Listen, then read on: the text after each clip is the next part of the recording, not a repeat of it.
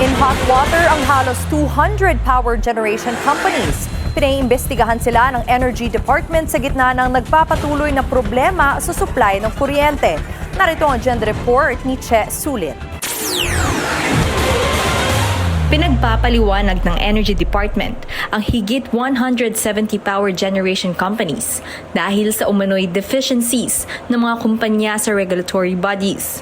Iisyuhan daw ng show cause orders ang 164 generation companies sa on-grid areas at 11 sa off-grid areas. Puntirya ng ahensya, kailangan ng aksyonan ang problema sa supply ng kuryente sa bansa, lalo na sa Visayas grid. Dapat daw managot ang mga kumpanya sa umano'y mga pagkukulang. Ayon kay Energy Secretary Sharon Garin, tinitignan nila ang posibleng paglabag sa Public Service Act at iba pang mga patakaran. Mahalaga ang updated requirements para mapag-aralan ang supply conditions, fuel stocks, operasyon ng mga planta at posibleng risk factors gaya ng La Nina. Dapat daw magsumite ang mga power firm ng self-assessment forms bilang bahagi ng kanilang taunang reportorial requirements. In-extend na raw ang deadline hanggang April 24, pero ilang kumpanya pa rin ang hindi nakapag-comply rito.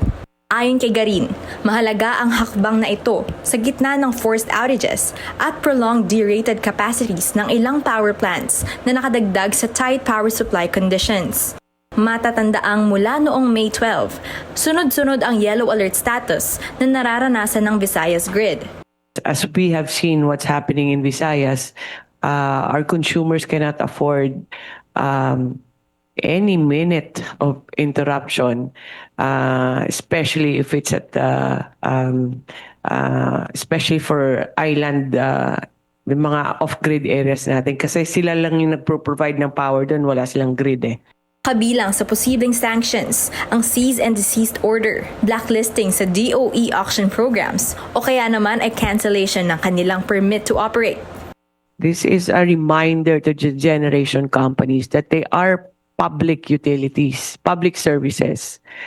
As a public service, you have an obligation to deliver to the people on demand kung anong kailangan diyan in accordance with your contract with the distribution utility. Ayon naman sa Philippine Independent Power Producers Association o PIPA, nakahanda ang kanilang mga miyembro na makipag-ugnayan sa DOE at Energy Regulatory Commission kaugnay ng mga show cause order. Para sa agenda, Che Sulit, Billionaire News Channel.